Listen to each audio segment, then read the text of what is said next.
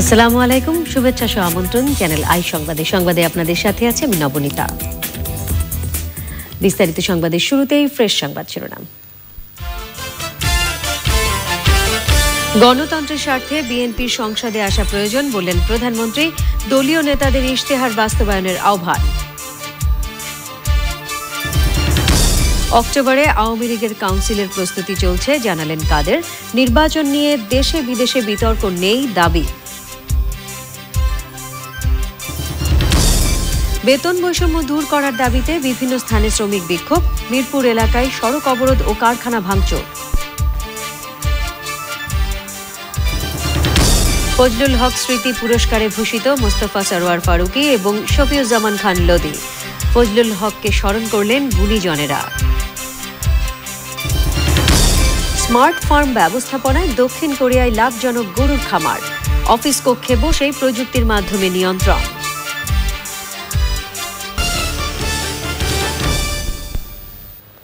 সংবাদ শিরোনামগুলো জানাচ্ছিলাম। এখনকার সংবাদ আয়োজন একই সঙ্গে চ্যানেল আই অনলাইনের লাইভ টিভি এবং চ্যানেল আই অনলাইনের ভেরিফাইড ফেসবুক পেজেও সরাসরি প্রচার হচ্ছে। যাচ্ছি পুরো সংবাদে। উন্নয়ন অব্যাহত রাখতে নির্বাচনী ইশতেহার বাস্তবায়নে আওয়ামী লীগের নেতাদের সক্রিয় থাকার নির্দেশনা দিয়েছেন আওয়ামী লীগ সভাপতি ও প্রধানমন্ত্রী শেখ হাসিনা। আওয়ামী লীগের উপদেষ্টা পরিষদ ও কেন্দ্রীয় কার্যনির্বাহী সংসদের যৌথ সভায় তিনি অভিযোগ করেছেন, নিজেদের দোষে নির্বাচনে খারাপ ফল করেছে বিএনপি, তারপরও গণতন্ত্রের স্বার্থে তাদের সংসদে আসা প্রয়োজন। সঞ্জয় চাকি জানাচ্ছেন। জাতীয় নির্বাচন এবং চতুর্থবারের মতো সরকার গঠনের পর দলের উপদেষ্টা মণ্ডলী ও কেন্দ্রীয় কার্যনির্বাহী পরিষদের প্রথম সভা। মন্ত্রিসভা থেকে বিদায় নেওয়া এবং নতুন করে যুক্ত হওয়া নবীন ও প্রবীণ নেতারাও যোগ দেন এ সভায়। শুরুতেই তাদের হাতে নির্বাচনী ইশতেহার তুলে দিয়ে বাস্তবায়নে সহায়তার আহ্বান জানান আওয়ামী লীগ সভাপতি ও প্রধানমন্ত্রী শেখ হাসিনা। নির্বাচনে আওয়ামী লীগকে সমর্থন দিয়ে দেশকে এগিয়ে নেওয়ার সুযোগ দেয় দেশবাসীর প্রতি কৃতজ্ঞতা জানান তিনি। আমরা স্থল সীমানা চুক্তি বাস্তবায়ন করে উপজেলা নির্বাচন, কেন্দ্রীয় কাউন্সিল, সংরক্ষিত মহিলা আসনের সংসদ সদস্য মনোনয়ন সহ সাংগঠনিক বিভিন্ন বিষয় আলোচনায় এলেও বেশি গুরুত্ব পায় নির্বাচনী ইশতেহার বাস্তবায়নের বিষয়টি। 10 বছর আমরা রাষ্ট্র পরিচালনা করে আবার আরো 5 বছরের জন্য যখন ম্যান্ডেট পেলাম, তা আমাদেরকে এখন একটাই চিন্তা করতে হবে যে আমরা যে বিভিন্ন কর্মসূচি হাতে নিয়েছি সেগুলি যেমন বাস্তবায়ন করতে হবে এবং বাংলাদেশের মানুষের জীবনমান উন্নত করার জন্য আরও কি আমরা করতে পারি সেটাও আমাদের আরও চিন্তা করতে হবে। ইতিমধ্যে আমরা এ ব্যাপারে যদিও আমাদের অনেক কর্মসূচি আমরা নিয়ে রেখেছি। নির্বাচনে বিএনপির পরাজয় নিয়ে মন্তব্য করলেও সংসদে যোগ দেওয়ার গুরুত্ব তুলে ধরেন আওয়ামী লীগ সভাপতি শেখ হাসিনা। কমিশন বাণিজ্য নিয়ে তাদের যে অফিসে মারামারি, নিজেদের মধ্যে সেই জামাত ছেড়াছেড়ি, অফিসের মধ্যে ভাঙচুর, তার থেকে তো মানুষ জানতেই পেরেছে যে এদের চরিত্রটা কী। কাজে এদের চরিত্র শোধরায় নিয়ে বাংলাদেশের জনগণ তাদেরকে প্রত্যাখ্যান করে দিয়েছে। তারপর যে কটা সিটে তারা জিতেছে গণতন্ত্রের স্বার্থে, তারা যদি চায় তাদের পার্লামেন্টে আসা প্রয়োজন। কারণ আমরা এইটুকু বলতে পারি যে আমরা যখন সরকারে এসেছি আমরা দেশের মানুষের জন্য কাজ করেছি, জনগণের জন্য কাজ করেছি। আমরা কিন্তু কোনো রিভেঞ্জ নিতে যাইনি। সাংগঠনিকভাবে দলকে শক্তিশালী করতে বিভিন্ন সিদ্ধান্ত নেওয়া হয় আওয়ামী লীগের উপদেষ্টা পরিষদ ও কেন্দ্রীয় কার্যনির্বাহী সংসদের যৌথ সভায়। সঞ্জয় চাকি, চ্যানেল আই, ঢাকা। অক্টোবরে আওয়ামী লীগের 21তম কাউন্সিলের প্রস্তুতি চলছে বলে জানিয়েছেন দলের সাধারণ সম্পাদক ওবায়দুল কাদের। দেশে বিদেশে নির্বাচন নিয়ে কোনো বিতর্ক ও প্রশ্ন নেই বলেও দাবি তার। তথ্যমন্ত্রী ডক্টর হাসান মাহমুদের অভিযোগ, নিজের এবং জোটের ব্যর্থতা ঢাকতে ডক্টর কামাল হোসেন সংলাপের কথা বলছেন। শাকির আদনান জানাচ্ছেন। মানিক মিয়া এভিনিউয়ে বিআরটিএর মোবাইল কোর্ট পরিদর্শনে আসেন সড়ক পরিবহন ও সেতুমন্ত্রী ওবায়দুল কাদের। তিনি বলেন, নির্বাচনের কারণে সড়কে আবার বিশৃঙ্খলা বাসা বেঁধেছে, দ্রুত শৃঙ্খলা ফিরিয়ে আনার কথা বলেন সড়ক পরিবহন মন্ত্রী। সে সময় আওয়ামী লীগের কাউন্সিল ও নির্বাচন নিয়েও কথা বলেন দলের সাধারণ সম্পাদক। অক্টোবর মাসে সংলাপের কোনো যৌক্তিকতা, বাস্তবতা, প্রয়োজনীয়তা এই মুহূর্তে নেই। নির্বাচন নিয়ে সংলাপের দাবি এটা একেবারেই হাস্যকর। আমি বলবো মামাবাড়িরা। নির্বাচন প্রসঙ্গে অন্য মন্ত্রীরাও বিভিন্ন আয়োজনে আওয়ামী লীগের অবস্থান তুলে ধরছেন। বঙ্গবন্ধু স্বদেশ প্রত্যাবর্তন দিবস উপলক্ষে এক আলোচনায় তথ্যমন্ত্রী প্রশ্ন রাখেন, যারা নিলামে মনোনয়ন বিক্রি করে তারা কিভাবে নির্বাচনে জয়লাভ করবে। বিএনপির কাছে যিনি হায়ারে খেলতে গেছেন ডক্টর কামাল হোসেন সাহেব, উনি নাকি সংলাপ করবেন, এই জন্য নতুন নির্বাচনের জন্য সংলাপ। আসলে নেতাদের ব্যর্থতা ঢাকার জন্য তারা সংলাপের এই ভাওতাবাজি কথা বলছেন। দেশে উন্নয়নের ধারা অব্যাহত রাখতে সবার সহযোগিতা চেয়েছেন আওয়ামী লীগ নেতারা। Shakir Addan, channel I, Dhaka. BNP senior যুগ্ম মহাসচিব রুহুল কবির রিজভী অভিযোগ করেছেন, দেশে বিদেশে কেউই নির্বাচন মেনে নেয়নি, তাই কোনো জবাব দিতে পারবে না বলে সংলাপ প্রস্তাব অগ্রাহ্য করছে সরকারি দল। নয়াপল্টনে কেন্দ্রীয় কার্যালয়ে সংবাদ সম্মেলনে রিজভী অভিযোগ করেন, জনগণকে তোয়াক্কা না করে পুলিশের ওপর ভর করে নির্যাতন চালাচ্ছে সরকার। রিজভী বলেন, 30শে ডিসেম্বর কাল্পনিক ভোটে জয়ী হওয়া আওয়ামী লীগকে চরম মূল্য দিতে হবে।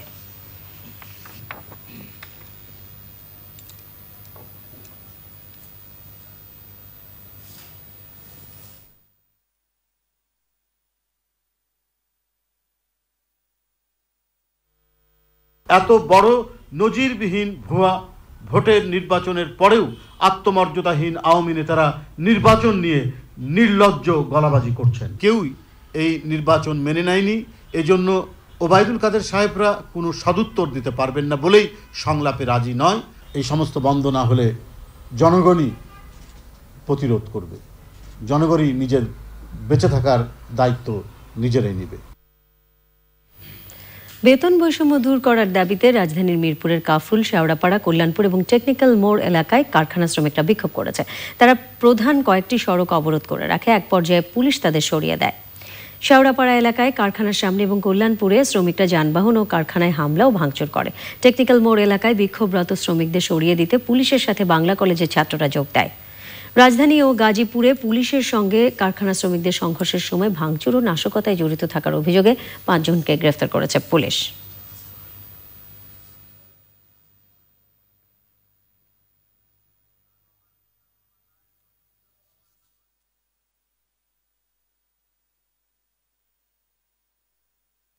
স্মার্ট ফার্ম ব্যবস্থাপনায় দক্ষিণ কোরিয়ার কৃষক লাভজনক গরুর খামার গড়ে তুলেছেন। অফিস কক্ষে বসেই তারা প্রযুক্তির মাধ্যমে খামারটি নিয়ন্ত্রণ করছেন। আধুনিক প্রযুক্তির ব্যবহার তার কাজকে যেমন সহজ করেছে, তেমনি উৎপাদনও বাড়িয়ে দিয়েছে বহুগুণে। পাচ্ছেন বাড়তি লাভ। আরও জানাচ্ছেন শাইখ সিরাজ। দক্ষিণ কোরিয়ার চুংনাম প্রভিন্সের থম্বক গ্রামের এই খামারটি কৃষক কিম গড়ে তুলেছেন 4 বছর আগে।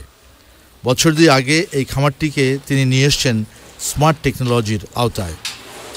গরুর গলায় বা কানে লাগানো চিপ থেকে গরুর শারীরিক, পারিপার্শ্বিক সব ধরনের তথ্যই কিমের মোবাইল ফোনে চলে আসছে স্বয়ংক্রিয়ভাবে ইন্টারনেটের মাধ্যমে। তোমাকে বলে রাখি, এই প্রযুক্তি ব্যবহারের পর আগের থেকে প্রতিটি গরু থেকে প্রায় 7 লিটার দুধ বেশি পাচ্ছি। লাভ ভালোই হচ্ছে। আরও একটা খামার দিচ্ছি, সেটার কাজও চলছে। এই টেকনোলজি নিয়ন্ত্রণ করছে খামারের আলো, বাতাস থেকে শুরু করে গো খাদ্যের পুষ্টিমান সবকিছু। যখনই বুঝবে অতিরিক্ত বাতাস প্রয়োজন, তখন আপনা আপনি সেগুলো চালু হয়ে যায়। এখন তো শীতকাল, সামনে গ্রীষ্মের জন্য এখনই মেরামত করে নিচ্ছি ফ্যানগুলো। গাভীর শারীরিক অবস্থা সম্পর্কে বিস্তারিত তথ্যের পাশাপাশি দুধ দোহানো পর্যন্ত সবই নিয়ন্ত্রণ হচ্ছে প্রযুক্তির মাধ্যমে। এইখানে গরু যখন মনে করে দুধ দেওয়ার সময় হয়েছে, লাইন ধরে আসে। এই মনিটরে অটোমেটিক গরুর নাম্বার ভেসে ওঠে। খাদ্যের অভাব থাকলে, শারীরিক কোনো সমস্যা থাকলে সেগুলোও দেখায়। শুরুতে বিনিয়োগ একটু বেশি হলেও লাভ পাচ্ছেন শতভাগ। দেখো, এটা বেশ ব্যয়বহুল। বড় খামারিদের জন্য ঠিক আছে, ছোট বা মাঝারি খামারিদের জন্য এই ব্যয় বহন কঠিন হয়ে যাবে। তবে একথা সত্য, এই প্রযুক্তি ব্যবহারে লাভ পাচ্ছি। যদি কেউ ব্যবহার করে, তার লাভই হবে। তথ্য প্রযুক্তির সর্বোচ্চ ব্যবহার একটি গবাদি পশুর খামারকে কতটা সফলতা দিতে পারে, তা কিমের এই খামারটির দিকে তাকালে পরিষ্কার বোঝা যায়। এই খামারটিকে সে তথ্য প্রযুক্তি ব্যবহার করে পরবর্তী 2 বছরে যতদূর নিয়েছে, এর সফলতা দিয়ে সে আরও 2টি খামারের মালিক হয়েছে ইতোমধ্যে। দক্ষিণ কোরিয়ার থম্বক থেকে শাইখ সিরাজ, চ্যানেল। চলচ্চিত্র ও বিনোদন সাংবাদিকতার পথিকৃৎ ও সিনেমা পত্রিকা সম্পাদক প্রয়াত ফজলুল হকের মৃত্যুবার্ষিকীতে তাঁর অসামান্য অবদানকে স্মরণীয় করে রাখতে ফজলুল হক স্মৃতি পুরস্কার প্রদান করে আসছে ফজলুল হক স্মৃতি কমিটি। 15তম আয়োজনে এবার চলচ্চিত্র পরিচালনায় মোস্তফা সরওয়ার ফারুকী এবং চলচ্চিত্র সাংবাদিকতায় শফিউজ্জামান খান লৌদি পেলেন ফজলুল হক স্মৃতি পুরস্কার 2018। রোকসানা আমিন জানাচ্ছেন। ফজলুল হক এদেশের চলচ্চিত্র সাংবাদিকতা ও পরিচালনায় একজন অগ্রপথিক। এদেশে যখন চলচ্চিত্র নির্মাণ শুরু হয়নি সেই সময় 1950-এর দিকে ফজলুল হকের সম্পাদনায় প্রকাশিত হতো চলচ্চিত্র বিষয়ক সিনে ম্যাগাজিন সিনেমা। 60-এর দশকের শুরুতে তিনি নির্মাণ করেছিলেন দেশের প্রথম শিশুতোষ চলচ্চিত্র প্রেসিডেন্ট। গত 26 অক্টোবর ছিল তাঁর 28তম মৃত্যুবার্ষিকী।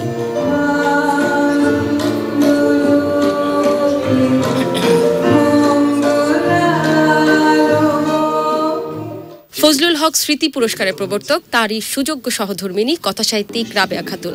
প্রয়াত ফজলুল হকের অবদানের স্বীকৃতিস্বরূপ 2004 সাল থেকে চলচ্চিত্র পরিচালনা ও চলচ্চিত্র সাংবাদিকতার ওপর সম্মাননা জানিয়ে আসছে ফজলুল হক স্মৃতি কমিটি। এবার অনন্য এই পুরস্কারে ভূষিত হলেন চলচ্চিত্র পরিচালক মোস্তফা সরওয়ার ফারুকী এবং চলচ্চিত্র সাংবাদিকতায় শফিউজ্জামান খান লৌদি। ফজলুল হক স্মৃতি পুরস্কার পাওয়ার জন্য আমি কৃতজ্ঞ। Proud and happy that I received this award, যেটা একজন ফিল্মমেকারের নামে হচ্ছে। স্বপ্নবান মানুষ প্রয়াত ফজলুল হককে স্মরণ করেন গুণীজনরা। সংকটে পড়লাম, অস্তিত্বের সংকট, তখন ছুটে গেলাম তাদের কাছে। এই ফজলুল হক সাহেব এটা উপলব্ধি করেছিলেন এবং তিনিই প্রথম রূপবান করতে শুরু করেছিলেন। রূপবান তখন অসম্ভব জনপ্রিয় যাত্রা। সেই সময় এই ফজলুল হক যে কাজগুলো করে বেরিয়েছেন, যেটা আজকালকার দিনে অবিশ্বাস্য মনে হয়। আজকালকার এই প্রযুক্তির যুগে এই কাজ এত সুযোগ সুবিধা পেয়েও কেউ করছেন কিনা আমার সন্দেহ লাগে। আমি একজন সৌভাগ্য ব্যক্তি যে তাকে আমি নিজের চোখে দেখার সুযোগ পেয়েছিলাম।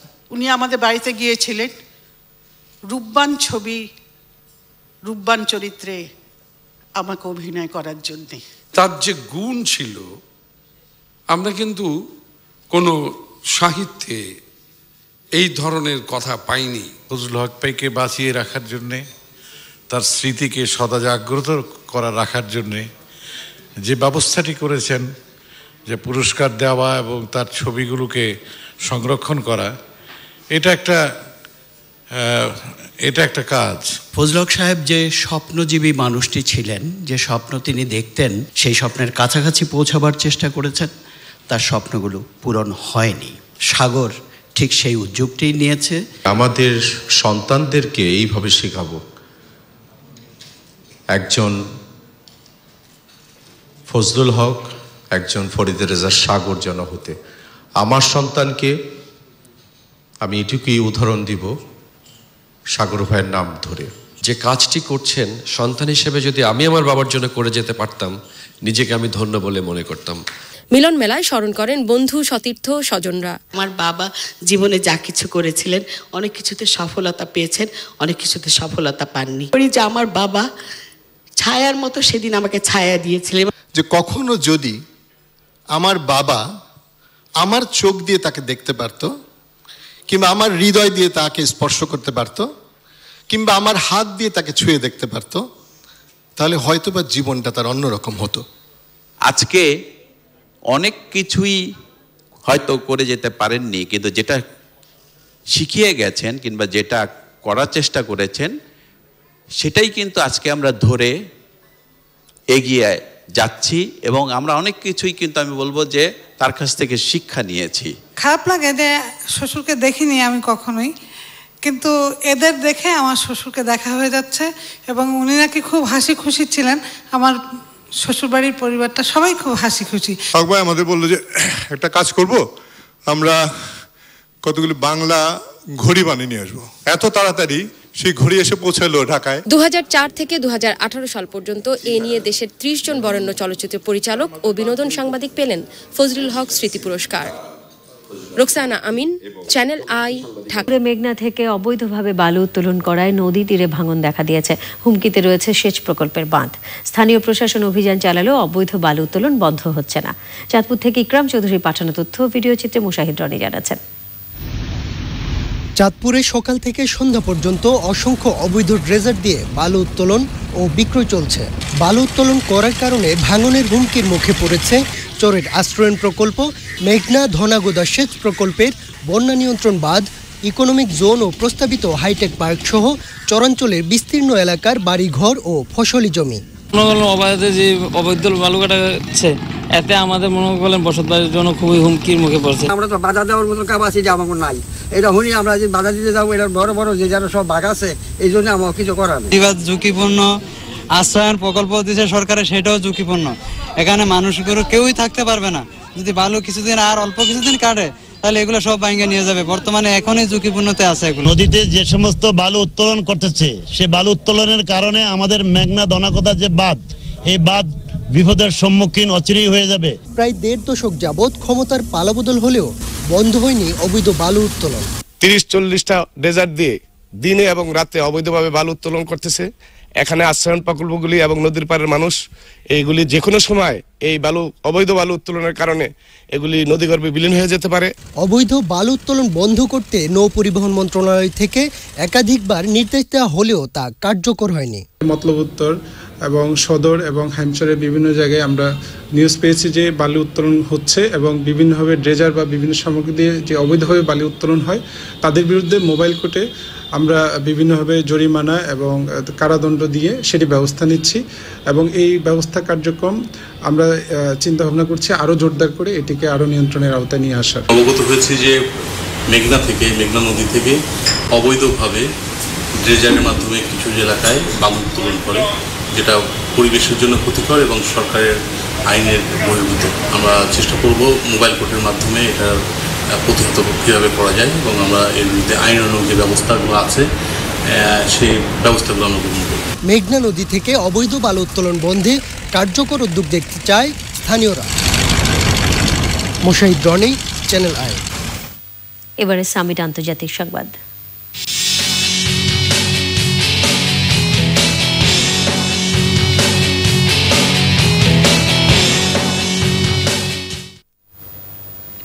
ফ্রান্সের রাজধানী প্যারিসের একটি বেকারির গ্যাস সংযোগে বিস্ফোরণে 4 জন নিহত হয়েছে। এ সময় 37 জন আহত হয়েছে, এর মধ্যে 10 জনের অবস্থা আশঙ্কাজনক। বিস্ফোরণে ওই বেকারির সামনে থাকা বেশ কয়েকটি গাড়িও ক্ষতিগ্রস্ত হয়েছে। উড়ে গেছে আশপাশের ভবনের কাঁচ, এতে পাশের একটি থিয়েটারও ক্ষতিগ্রস্ত হয়। স্থানীয় সময় সকাল 9টা নাগাদ হওয়া ঘটনা গ্যাস বিস্ফোরণ হিসেবে ধারণা করছে পুলিশ। একই সঙ্গে সতর্কতা হিসেবে লোকজনকে ওই এলাকা পরিহার করে চলাচল করতে বলা হয়েছে। মেক্সিকো সীমান্তে প্রাচীর নির্মাণে ট্রাম্প কংগ্রেস দ্বন্দ্বে ফেডারেল সরকারে আংশিক অচলাবস্থার রেকর্ড 22তম দিনে পৌঁছেছে। ডেমোক্র্যাট সংখ্যাগরিষ্ঠ কংগ্রেস প্রেসিডেন্ট ট্রাম্পের প্রস্তাবিত $5 বিলিয়নেরও বেশি অর্থ বরাদ্দ না দেয়ায় ফেডারেল সরকারের 8 লাখ কর্মচারী বেতনহীন অবস্থায় রয়েছেন। এর আগে সাবেক প্রেসিডেন্ট বিল ক্লিন্টনের মেয়াদকালে 1995-1996 সালে ফেডারেল সরকারের অচলাবস্থার সর্বোচ্চ 21 দিনের রেকর্ড ভাঙল এবার। শুক্রবার ফেডারেল সরকার আংশিক বন্ধের ফলে কারারক্ষী, বিমানবন্দর সহ নাসার কর্মচারী এবং FBI এজেন্টরা বছরের প্রথম সপ্তাহের বেতন পাননি। ওদিকে কংগ্রেস যদি মেক্সিকো সীমান্তে প্রাচীর প্রকল্পে অর্থ বরাদ্দ না দেয় তবে জরুরি অবস্থা জারির হুমকি দিয়েছেন ডোনাল্ড ট্রাম্প। নিটোল টাটা বিশেষ সংবাদ।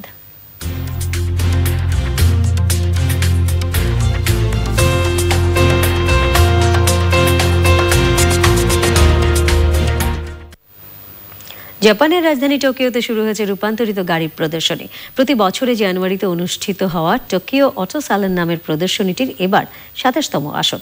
এবারের প্রদর্শনীতে 426 জন ব্যক্তি তাদের রূপান্তরিত গাড়ি নিয়ে এসেছেন, যার মধ্যে রয়েছে ফেরারি, ল্যাম্বরগিনি ব্র্যান্ডের মতো গাড়ি। গাড়িগুলোর রং, বডি, চাকা, ইঞ্জিন, আসন সহ বিভিন্ন স্থানে করা হয়েছে বিভিন্ন ধরনের পরিবর্তন, যা বিভিন্ন দেশের মানুষদের আকৃষ্ট করে তাদের এ মেলায় টেনে আনে। 3 দিন ব্যাপী এই প্রদর্শনীতে রয়েছে 900টিরও বেশি গাড়ি। আগামী 13 জানুয়ারি পর্যন্ত চলবে এই প্রদর্শনীটি।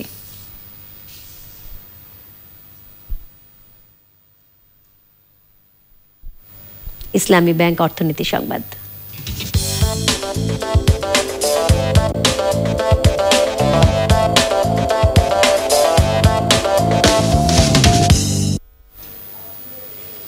ঢাকা আন্তর্জাতিক বাণিজ্য মেলার 4র্থ দিন আজ। সাপ্তাহিক ছুটির দিনে মেলা প্রাঙ্গণের অবস্থা জানতে শমিক আহমেদের কাছে যাচ্ছি। শমিক, বাণিজ্য মেলার আজকের কেমন চিত্র দেখছেন জানান। ঢাকা আন্তর্জাতিক বাণিজ্য মেলার 24তম আসর এটি এবং 24তম আসরের চতুর্থ দিন আজ। গতকাল ছুটির দিন হয়, গতকাল প্রচণ্ড ভিড় ছিল, একেবারে মানুষের উপচে পড়া ভিড় ছিল। আজও শনিবার সাপ্তাহিক ছুটির দিন এবং শনিবারেও আমরা দেখেছি যে মোটামুটি ভালো মানের একটি ক্রাউড কিন্তু বাণিজ্য মেলায় রয়েছে এবং গতকালকে যে একটু বালু ফেলার কারণে ধুলার একটা সমস্যা ছিল সেই ধরনের অবস্থা আজকে একটু স্বাচ্ছন্দ্যে, মানুষ বেশি হলেও একটু স্বাচ্ছন্দ্যে কিন্তু সবাই কেনাকাটা করছেন। প্রিয়জন নিয়ে অনেকে এসেছেন, পরিবার নিয়ে এসেছেন, বাচ্চাদের নিয়ে এসেছেন এবং সবাই কিন্তু মোটামুটি স্বাচ্ছন্দ্যে আজকে কেনাকাটা করতে পারছেন। আজকে আমরা বিভিন্ন ক্রেতাদের সঙ্গে কথা বলেছি, বিক্রেতাদের সঙ্গে কথা বলেছি, তারা সবাই বলেছেন যে বিক্রির অবস্থা ভালো, ক্রেতারাও সন্তুষ্ট হয়েছেন মেলার ব্যবস্থাপনা নিয়ে। এবং ছোটোখাটো সমস্যা যদিও আগে কয়েকদিন ধরেই অভিযোগ করছিলেন, আজকেও ওই ধরনের কিছু অভিযোগ রয়েছে, যেমন ওয়াশরুম এর একটা সমস্যার কথা বলেছেন, একটু কম। প্রচণ্ড বড় একটা জায়গা জুড়ে হচ্ছে বাণিজ্য মেলা অনুষ্ঠিত হচ্ছে এবং সেখানে মানুষ টায়ার্ড হয়ে যাচ্ছে, তাদের বিশ্রামের জন্য বসে থাকার পর্যাপ্ত জায়গার একটু অভাব রয়েছে। গত বছর যেমনটা দেখা গিয়েছিল যে হকারদের একটা উৎপাত বাণিজ্য মেলার ভেতরে থাকে, এবছর এই ধরনের কোনো উৎপাত বাণিজ্য মেলার ভেতরে নেই। এছাড়া বাণিজ্য মেলার বিভিন্ন স্টল আমরা ঘুরেছি, বেশ কিছু চমকপ্রদ স্টল রয়েছে, একটা বৈচিত্র্যময় পণ্যের একটা বাজার কিন্তু এখানে আমরা দেখতে পাচ্ছি গত কয়েকদিন ধরে। দেশি বিদেশি সব মিলিয়ে গত কয়েকদিন ধরে দেখা গিয়েছিল যে বিদেশি স্টলগুলো আসলে প্রস্তুত হয়নি। আজকে মোটামুটি বিদেশি স্টলগুলোতে আমরা ভিড় লক্ষ্য করেছি। এছাড়া সার্বিক নিরাপত্তা ব্যবস্থা ভালো। আমরা কিছুক্ষণ পরপরই দেখেছি যে ফায়ার সার্ভিস কিংবা নিরাপত্তা কর্মী নিয়োজিত পুলিশরা বিভিন্ন জায়গায় ঘুরে ঘুরে দায়িত্ব পালন করছেন এবং পরিচ্ছন্নতার বিষয়টিও আজকে আমরা দেখেছি যে আগামী যে গত 3 দিন ছিল তার চেয়ে আজকে পরিচ্ছন্নতা ব্যবস্থাও একটু ভালো ছিল। তো নবনীতা, এই ছিল মোটামুটি বাণিজ্য মেলা থেকে আমার কাছে সর্বশেষ। অনেক ধন্যবাদ আপনাকে। এবারে আনোয়ার সিমেন্ট শিট কৃষি সংবাদ।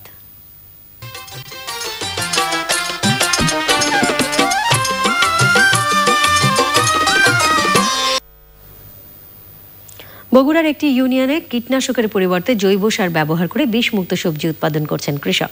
তাদের সহায়তা করছে বেসরকারি একটি উন্নয়ন সংস্থা। বগুড়া থেকে রফ জালালের পাঠানো তথ্য ভিডিও চিত্রে সাদিয়া ওমর জানাচ্ছেন। জেলার শাহজাহানপুরের চপিনগর ইউনিয়নে কীটনাশক মুক্ত সবজি ও ফলমূল উৎপাদন এবং উৎপাদিত এসব পণ্যের নতুন বাজার গড়ে উঠেছে। কৃষককে সহজলভ্য ও অল্প খরচে বালাই দমন পদ্ধতি, রাসায়নিক সারের পরিবর্তে জৈব সার উৎপাদন ও ব্যবহার সম্পর্কে হাতে কলমে প্রশিক্ষণ দেওয়া হয়েছে।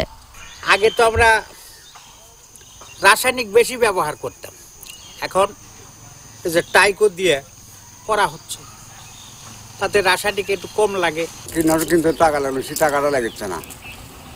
আর কীটনাশকের পরিবর্তে আমরা নিমের তেল, ওই মেহগুনের বিচি শেষে তাই রস করে স্প্রে করে দেয় মেশিন দিয়ে। নিরাপদ সবজি ও ফলমূলের নতুন বাজার সৃষ্টিতে কুষ্টিয়া গ্রামে সবজি সংগ্রহ ও প্রক্রিয়াজাতকরণ কেন্দ্র স্থাপন হয়েছে।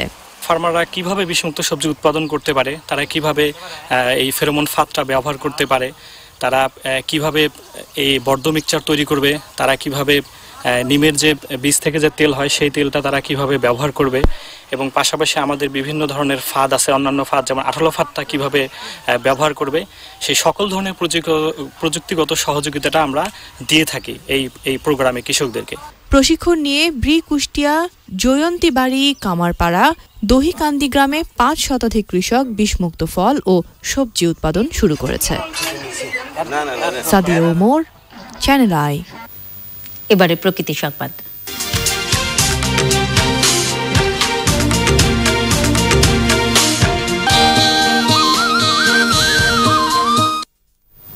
ঢাকা বিশ্ববিদ্যালয়ের উদ্ভিদ বিজ্ঞান বিভাগে বাংলাদেশ বটানি অলিম্পিয়াড 2018 ঢাকা বিভাগীয় পর্ব অনুষ্ঠিত হয়েছে। শিক্ষার্থীদের বিশ্ববিদ্যালয়ে আসার আগে উদ্ভিদ বিজ্ঞান বিষয়ে আগ্রহী করে তুলতে এই আয়োজন গুরুত্বপূর্ণ ভূমিকা রাখবে বলে আশা করছেন আয়োজকরা। মিথিলা নাজরিন জানাচ্ছেন। বাংলাদেশ বোটানিক্যাল সোসাইটি এবং জাতীয় বিজ্ঞান ও প্রযুক্তি জাদুঘরের উদ্যোগে একাদশ শ্রেণীর শিক্ষার্থীদের নিয়ে দ্বিতীয়বারের মতো বাংলাদেশে বাংলাদেশ বোটানি অলিম্পিয়াড। মাত্র এমন আয়োজন শিক্ষার্থীদের উদ্ভিদবিজ্ঞান সম্পর্কে আরও বেশি জ্ঞানার্জন এবং উচ্চতর গবেষণায় উৎসাহিত করছে বলে জানান সংশ্লিষ্টরা। বায়োলজিক্যাল সায়েন্সটা এই বর্তমানে সারা পৃথিবীতে খুবই গুরুত্বপূর্ণ, কাজে এই ছেলেমেয়েরা জানুক যে বটনিটা কত গুরুত্বপূর্ণ, ওরা বটনিটাতে আগ্রহী হোক, উৎসাহী হোক, শিখুক, পড়ুক, তাই না? এটাই হচ্ছে আমাদের এটার মেসেজ। এই শতাব্দী হচ্ছে বায়োলজিক্যাল সায়েন্সের যুগ, এই শতাব্দী হচ্ছে বোটানির যুগ। এখন তোমরা বোটানিতে বেশি গবেষণা করো। বোটানি দিয়া দেশের পরিবেশ নিশ্চয়তা, দেশের খাদ্য নিশ্চয়তা, তারপরে সুন্দর পরিবেশ সব কিছু করা সম্ভব। উদ্ভিদের সাথে যে প্রাণী বা আমাদের যে একটা সম্পূর্ণ যোগাযোগ আছে, সেই যোগাযোগটা কিভাবে হয়, তার গুরুত্ব কী এবং আগামীর পৃথিবীতে কত সুন্দর রাখা যায়, সেই জিনিসটা আমরা এখানে তাদেরকে বোঝাতে চেষ্টা করব। বোটানি অলিম্পিয়াডে অংশ নিয়ে উচ্ছ্বাস প্রকাশ করেন শিক্ষার্থীরা। এখানে যে এক্সামটা দিলাম, তো নেক্সট হচ্ছে অ্যাডমিশনের টাইমে অনেক বেশি হেল্পফুল হবে, বিকজ এখান থেকে জানতে পারলাম যে আসলে কোয়েশ্চেন প্যাটার্ন কিরকম করে হয়, আর ওভারঅল সব অনেক ভালো। আসলে অনেক ভালো লাগছে যে এতগুলো স্টুডেন্টের মাঝে আমরা বোটানি অলিম্পিয়াডে অংশগ্রহণ করতে পারছি। আমাদের গতানুগতিক যে পরীক্ষার নিয়ম, যে সৃজনশীল পদ্ধতিতে লিখতে হয়, তো সেই পদ্ধতির বাইরে এসে 50টা এমসিকিউ 30 মিনিটে দেওয়ার মধ্যে আমাদের অল্প সময়ে অনেক বেশি বড় একটা সিদ্ধান্ত নিতে হচ্ছে। তো এখানে আমাদের সিদ্ধান্ত নেওয়ার প্রবণতাটা বা ক্ষমতাটা বৃদ্ধি পাচ্ছে।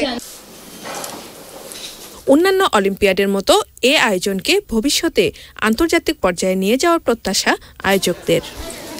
Mithila Naznin, channel I, Dhaka. Popular Life Insurance বাণিজ্য সংবাদ।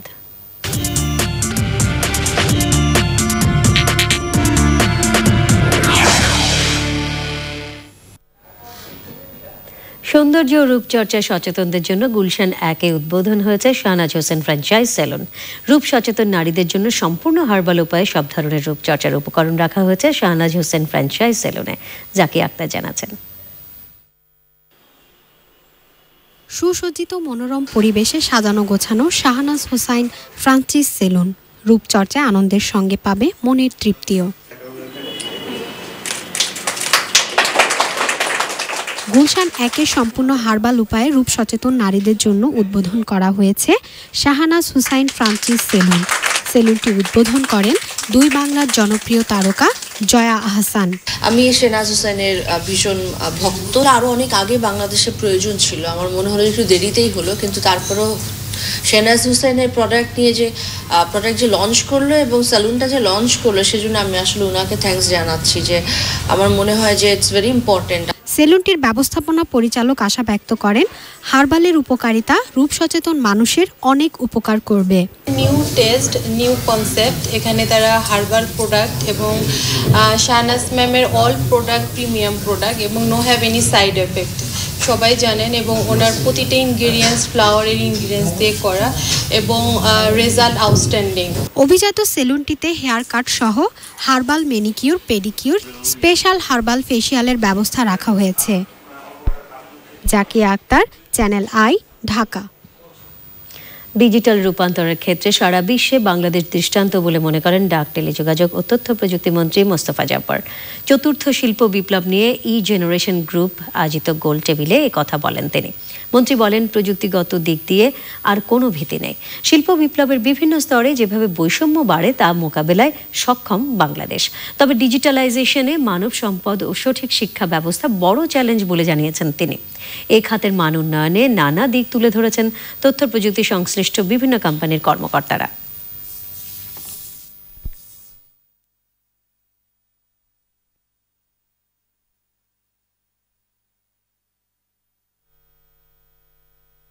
লাঙ্গল জোয়ালের দেশ থেকে আজকে 2019 সালে যখন দাঁড়িয়ে আছি, তখন পৃথিবীর বহু দেশের কাছে কিন্তু আমরা অনুসরণীয় দৃষ্টান্ত ডিজিটাল রূপান্তরের ক্ষেত্রে। ইন্ডাস্ট্রিয়াল রেভলিউশনকে এই চ্যালেঞ্জটা মোকাবেলা করতে হবে যে কিছু সংখ্যক মানুষের কাছ থেকে সম্পদ সাধারণ মানুষের কাছে পৌঁছাতে হবে। রাজধানীর প্যান প্যাসিফিক সোনারগাঁও হোটেলে শুরু হয়েছে ডিজাস্টার রিস্ক ম্যানেজমেন্ট বিষয়ক আন্তর্জাতিক সম্মেলন। 3 দিনের সম্মেলনে সামাজিক ও নীতিগত দিক এবং দুর্যোগ ঝুঁকি ব্যবস্থাপনা বাস্তবায়নের জন্য প্রকৌশল ও প্রযুক্তি প্রয়োগের উপর আলোচনা হবে। সেশনগুলো পরিচালিত হবে ঝুঁকি, নিরাপত্তা ও সম্ভাব্য বিপদের মূল্যায়ন, অভিযোজন, ক্ষয়ক্ষতি প্রতিরোধ, সতর্কতা, সচেতনতা, জরুরি ব্যবস্থাপনা, পুনরুদ্ধার, পুনর্বাসন এবং জলবায়ু সম্পর্কিত বিষয় নিয়ে। উদ্বোধনীতে ছিলেন জাপানের রাষ্ট্রদূত হিরোয়াসু ইজুমি, এশিয়া প্যাসিফিক ইউনিভার্সিটির উপাচার্য প্রফেসর ডক্টর জামিলুর রেজা চৌধুরী এবং বুয়েটের উপাচার্য প্রফেসর ডক্টর সাইফুল ইসলাম। দেশকে উন্নয়নের পথে আরও এগিয়ে নিতে হলে সকল সাম্প্রদায়িক শক্তিকে রুখে সমাজের দলিত ও পিছিয়ে পড়া জনগোষ্ঠীর জন্য বিভিন্ন কর্মসূচির বাস্তবায়ন জরুরি বলে জানিয়েছেন অর্থনীতিবিদ ডক্টর দেবপ্রিয় ভট্টাচার্য। বিকেলে কেন্দ্রীয় শহীদ মিনার প্রাঙ্গণে অনুষ্ঠিত জাতপাত বিরোধী অভিযাত্রা 2019-এ অংশ নিয়ে তিনি একথা বলেন। দীর্ঘদিন ধরে দলিত পিছিয়ে পড়া জনগোষ্ঠীদের নিয়ে কাজ করা কয়েকটি সামাজিক সংগঠন এ আয়োজন করে। এ সময় সমাজ কল্যাণমূলক সংগঠন অভিযান সহ বিভিন্ন সম্প্রদায় এবং বিভিন্ন শ্রেণী পেশার মানুষ উপস্থিত ছিলেন। কক্সবাজারের টেকনাফে বিজিবির গুলিতে সন্দেহভাজন 2 ইয়াবা পাচারকারী নিহত হয়েছে। বিজিবি 2 ব্যাটালিয়নের CO lieutenant colonel Mohammad Asaduzzaman Chowdhury জানান, 2 জন ইয়াবা পাচারকারী মিয়ানমার থেকে নাফ নদী সাঁতরে ইয়াবা নিয়ে টেকনাফের নীলায় অনুপ্রবেশ করে। থামানোর চেষ্টা করলে তারা পালানোর চেষ্টার এক পর্যায়ে বিজিবি সদস্যরা গুলি চালান। পরে তাদের কাছ থেকে 50,000 ইয়াবা উদ্ধার করা হয়।